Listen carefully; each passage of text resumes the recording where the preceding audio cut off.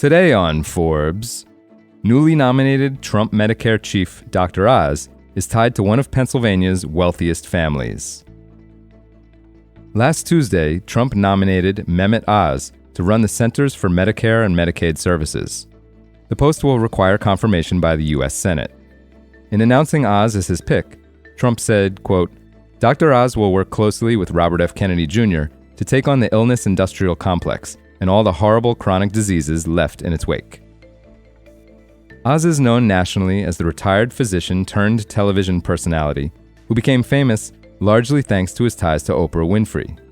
The talk show host regularly featured him as a guest on her Oprah show, and she co-produced The Dr. Oz Show, which won 10 daytime Emmys over a 12-year run that ended in early 2022, when he pulled out to focus on running as a Republican for a U.S. Senate seat in Pennsylvania, a race he ended up losing to Democratic candidate John Fetterman. The man Oz defeated in the Republican primary for the Senate in 2022, the former CEO of hedge fund Bridgewater Associates, Dave McCormick, now appears to be headed to the Senate alongside Fetterman, after narrowly defeating Democratic incumbent Bob Casey earlier this month. Oz has made a fortune from TV, $9.3 million in pre-tax earnings in 2021 alone, according to a government financial disclosure he filed while running for the Senate seat. He also raked in just under $1 million in 2021 for speeches and appearances for the likes of Warner Brothers and the American Pistachio Growers Association, as well as from royalties for a medical device he patented with colleagues at Columbia University, where he was a professor of surgery. But much of Oz's fortune, not to mention his ties to Pennsylvania, come from a different source: his wife's wealthy family. Her grandfather co-founded Asplund Tree Expert with his two brothers in 1928.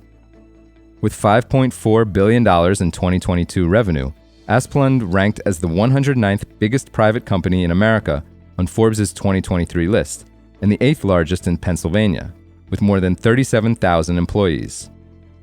The 95-year-old company, which trims trees for electric utilities, municipalities, and others, is run by the third generation of Asplunds and owned by nearly 200 family members, who are collectively worth at least $3 billion. This all probably helps explain why the celebrity doctor was able to fund his Senate campaign with $26.8 million of personal loans, the sort of money that most wouldn't consider throwing away unless they knew they had an especially large stash as backup. Oz, who is the son of Turkish immigrants and also has Turkish citizenship, got his MD and MBA at the University of Pennsylvania in 1986 and lived for years in New Jersey. He only registered to vote in Pennsylvania in December 2020, using his in-laws' address. A spokesperson for Asplund Tree Expert told Forbes in 2022 that the company was, quote, "not in any way involved in or invested in Dr. Oz's campaign or any other political campaign," adding that, quote, "individuals within the organization may support political parties or candidates." According to Federal Election Commission records, at least 18 members of the Asplund clan contributed a total of $62,200 to Oz's Senate campaign on behalf of themselves and their spouses. The limit for individual contributions is $2,900. Forbes began tracking the tree trimming family and the unusual way they have gotten and stayed rich more than a quarter of a century ago.